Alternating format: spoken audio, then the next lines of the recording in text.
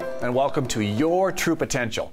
My name is Dan Lier, America's coach. I'm excited to talk to you about the power of a winning attitude and how your attitude affects your results in life. Let me ask you a question. Do you know someone that when you think about them, see them, or even hear their voice on the phone, that you start to smile? I know a few people like that, and I do my best to be one of those people as well. Have you ever wondered how people are always in a good mood or always have a winning attitude? Well, I'm going to share with you how they do it and what it means to you to have a winning attitude. And I love talking about this subject because, quite frankly, it's one of the few things we can control.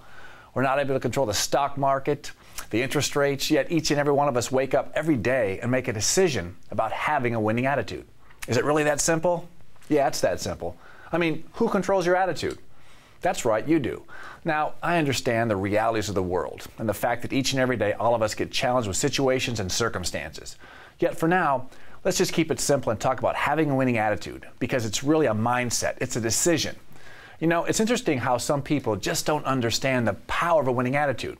I remember I was doing a keynote presentation for a sales team of a large company. Before the event, I was walking around up near the stage, and I walked up to a gentleman sitting in the first row, and I said, "Hey, good morning, how's it going?" His reply was, "Can't complain, man, no one listens anyway." And I said, "Great, keep up the good work," and I moved to the other side of the stage real quick. Well, I walked up to another guy and I said, "Hey, good morning, how you doing?" His reply was, "Same old blank, different day." I was like, wow, I mean, all right. And these guys wonder why things aren't going their way? I mean, why people aren't attracted to buy their product? Who'd want to buy a product with someone like an attitude like that? Now, currently there's such a buzz about the law of attraction, and it's absolutely true. The law of attraction states that you attract into your life others who are most like you. I mean, it's funny, I was sharing this concept with a group of people, and the guy says to me, he says, "Geez, man, all my friends are jerks." Well, you got to start somewhere. I mean, it's really simple, though. I mean, if you want to be respected, then you need to be respectful. If you want to have love in your life, then we need to be loving. If you want to be surrounded by positive people, then you need to have a positive attitude. Now, I like to measure my attitude on a 0 to 10 scale, just for a reference point. 10 is on fire and unstoppable, and 0 is a medical comatose. And I think we'd all agree that if you are closer to the top of the scale, you're more productive, get things done, and enjoy life. And I'll give you an analogy. A few years back, Michael Jordan was considered the best basketball player on the planet. And my background is basketball as well. I earned a Division I scholarship and transferred to a different school, and we won 2 straight national championships. So just for fun, let's say back in the day I was going to play Michael Jordan in a game of one-on-one, just me and Mike, back when we both were in our prime. Now, here's my question. On a 0 to 10 scale in regards to playing well, where would I need to be in order to have a chance to compete against Michael Jordan?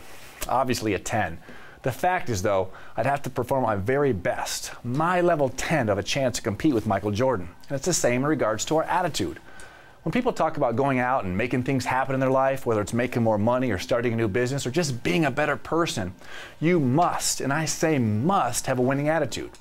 I mean, at this point in my life, I've really conditioned myself to always have a winning attitude. But let's talk a little bit about you and your attitude. I mean, one of the things that people consistently ask me is they say, "Hey, Dan, I mean, how do you stay so up? Are you always that way?"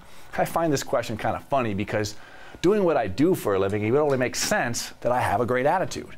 I mean, come on, right?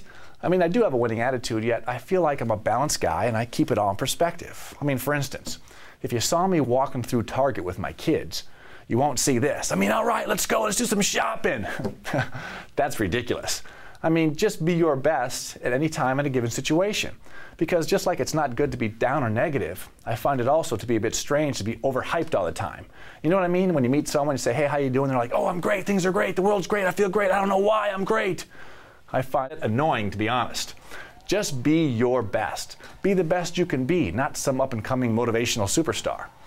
Now it's time for a break. And coming up next, we all have issues, big and small. How to best deal with them so they don't interfere with you and your relationships at work.